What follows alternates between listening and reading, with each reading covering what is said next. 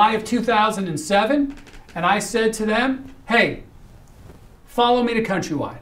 There was over 100 or so people left at United Pacific Mortgage. I was scared these people were going to lose their jobs, and we secured jobs for all the people with a guaranteed length of employment. We got guaranteed contracts for all the loan originators. I signed a 3-year contract to go to work there, so did my partner Randy. That decision, more than any other decision, will end up, I believe, shaping the rest of my life, and this is really where the lessons start. When we went to Countrywide, the promises began to unravel one by one.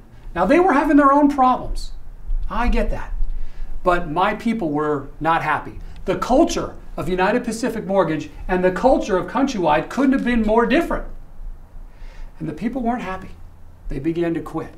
And over the next 6 months, almost every single one of my people were gone. The offices were closed, all 7 regional offices, and about 95% of the people that came over in the transition had either been laid off, fired, or quit on their own. That was an extremely, extremely painful thing for me as a leader, because not only had I grown this thing from nothing, but I felt responsible for these people. People who I knew in an environment were going to have a tough time getting a job. And who knows what was going to happen to these people. And my sense of responsibility and my anxiety over it caused me one day to wake up with some bumps or welts on my torso and some on my back. And I went to the doctor. The doctor said, you have shingles, adult onset chickenpox, a stress-related illness. No surprise. So the guy gave me some antiviral medication, which I took religiously, and a couple of days later I get a headache.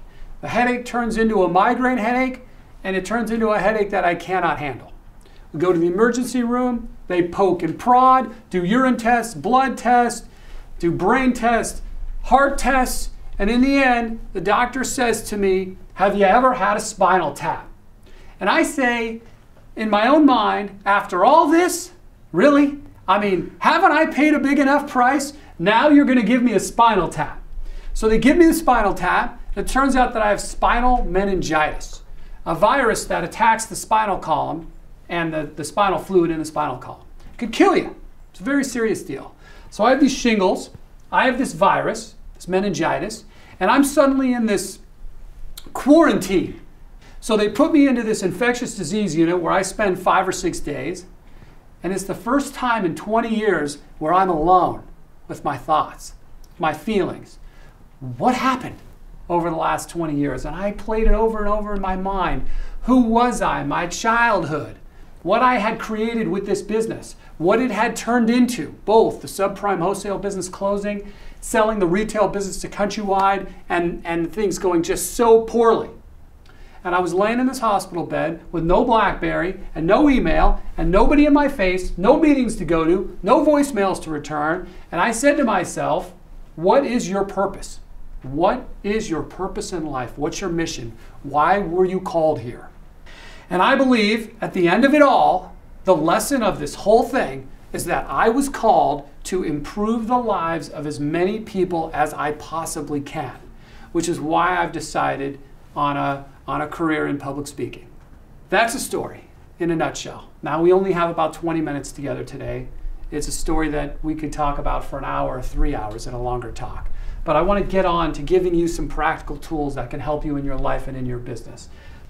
First place I want to go is a place called the butterfly effect. Anybody ever heard of the butterfly effect?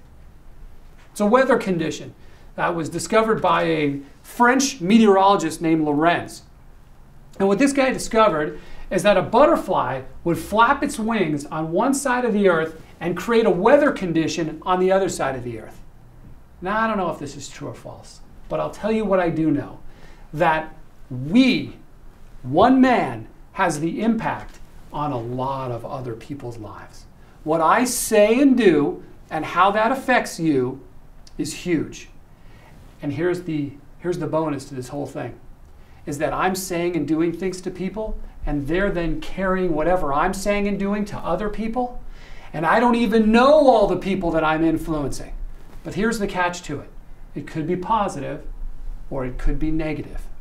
So our obligation, I believe, is to use our butterfly effect, our opportunity to change people's